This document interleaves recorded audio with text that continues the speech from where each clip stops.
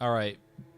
So there was an article that came out on the Washington Post basically about how for a long time these Israeli women who were working as field intelligence officers were telling the Israeli government about a Hamas attack before October the 7th, and how literally all of them were told, just shut up. Just shut up, woman. All right? So the Israelis acted like Arabs. The Israelis are always saying, Arabs are this, they're sexist, chauvinist. Here's a little bit of Israeli chauvinism for you. Why is there a picture of Nasrallah? Oh, those are Aleb. I thought those were Israelis for a second. So let's get right to it. In the weeks after the attack, so the attack on October the 7th, as a broken country searched for answers, it became clear that the observers in Nahal Oz had been warning of something unprecedented and were disregarded, so they were ignored. Okay, these were not routine drills. So they were talking about, so they were seeing all these Hamas guys doing all this sophisticated training weeks and weeks before October the 7th. And so it says here, these were not routine drills, the observers told the Civilian Commission of Inquiry in August, but complex military exercises that would soon be put in motion to devastate more than 20 Israeli communities. They are things that I know that you don't. They will not stop attacking anytime soon, Ronnie Eshel, a field observer in Nahal Oz, told her mother in a call recorded 2 weeks before the attack. So she's telling her mother 2 weeks before October the 7th. They will not stop attacking anytime soon. So she already knew Hamas was up to something. And she told her mother, I'm exhausted already. I don't have any energy to be here.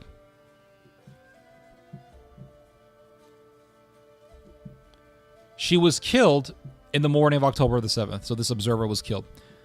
The field observers said they were confident that something big was about to happen because they understood their enemies. See, they knew the names of these Hamas operatives.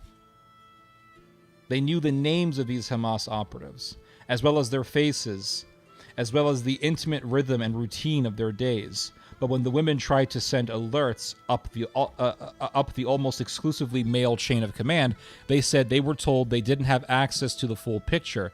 Superiors said that the observers' posts offered limited visibility and that there was no way they could connect the dots. Quote, this is what this lady said, "It is a male army where the girls are seen as hysterical, where the commanders say regularly, if you continue to send these alarms, you will be put in jail," said Gili Yuval. So they were threatening women. They were threatening these women. These women were saying, listen, we see these Hamas guys training. They're going to do something big. And they were threatening these women. They weren't saying, oh, good job. Thank you so much for giving us the intelligence intelligence information to protect the state of Israel. Oh, my God, we need you so much, ladies. You're so great. Oh, shalom, shalom. I'm Israel. Hi. No, they said, if you don't shut your mouth, we're going to put you in jail. They were literally threatening people with jail time for warning the Israelis about October the 7th, about a major Hamas attack. Guys, this is crazy.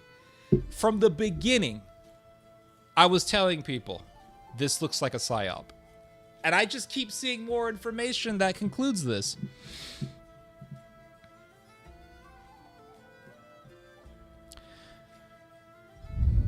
It is very hard not to factor in the biases of chauvinism, said Shira Efron, policy researcher director at the Israel Policy Forum, a New York-based research group.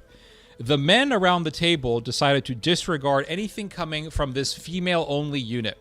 The IDF declined to comment, of course, on why the field observers' warnings went unheeded, and on claims that gender bias played a role. Gili Shervit, 20, was an observer at another post along the Gaza border in Kisufim.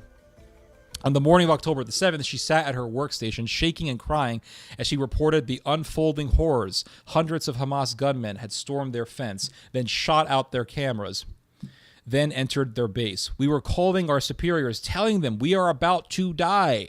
They said they have no one for us. They crouched under their workstations, Shavit recalled, without weapons to fight back. She said the commanders 20 miles away told them combat soldiers were ensnared in ambushes that could not be spared. As bloodied soldiers were dragged in from outside, the women improvised tourniquets, Shavit said, but many of the wounded were beyond saving. At the heart of Israel's failure, Shavit believes, was its rigid and unresponsive military bureaucracy. The top brass, far from the front lines, instinctively mistrusted the troops on the ground and the female observers who supported them, she said.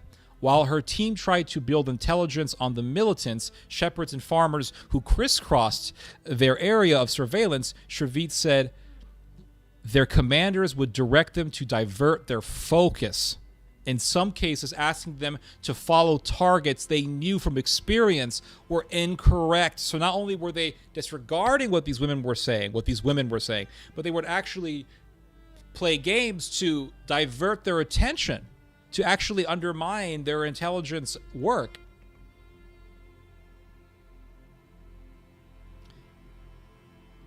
So Netanyahu and his military chiefs told Israelis that technology could deliver an ironclad deterrence. His proof of concept was a $1 billion fence along the border with Gaza, completed in 2021, that was meant to seal off the Hamas threat. Millions more were poured into cutting-edge SIGINT, or signals intelligence units, which afforded soldiers physical distance from the field. Israel had set Hamas back by a decade, Netanyahu told a cheering crowd of IDF officers 4 months before October the 7th. In 2020, Israel phased out a program in Gaza that collected information from ordinary Palestinians about unusual or suspicious activity.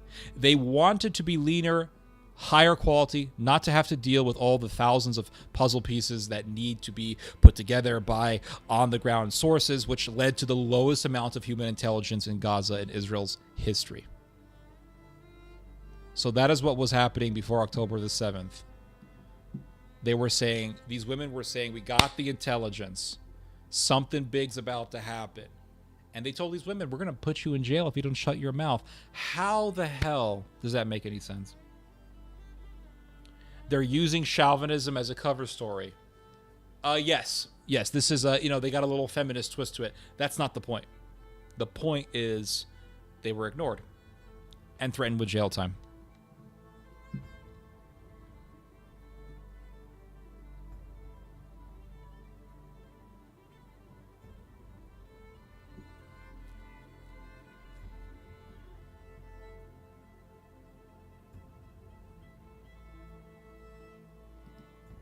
Looks like October the 7th was an international intel flop.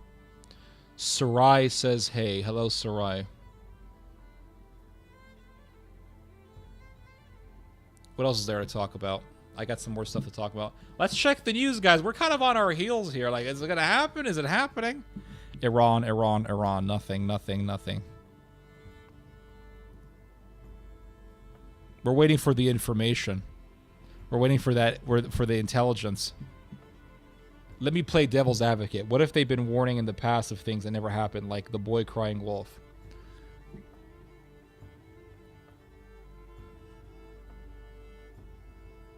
Why threaten jail time?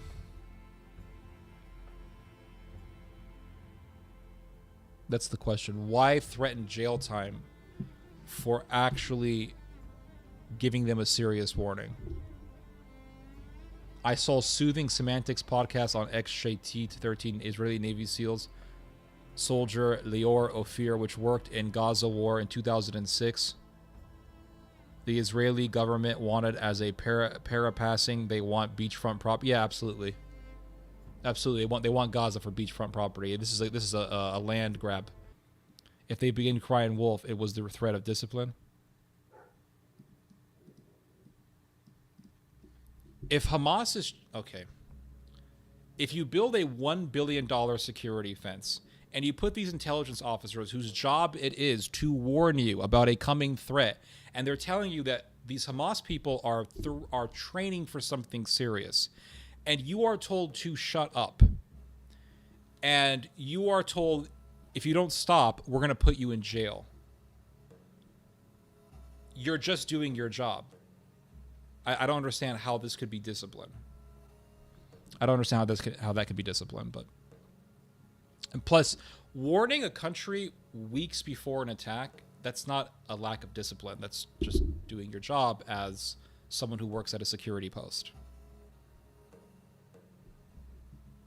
And the $1 billion fence was there, and millions of dollars of cameras were there, and sensors were there. They're all there. They're there for that job. Plus, there was signal intelligence. All of that was there for that purpose. And you're going to say, I'm going to put you in jail for doing your job? I don't know. People can believe that, but I refuse to believe that. It doesn't make any sense. Yeah.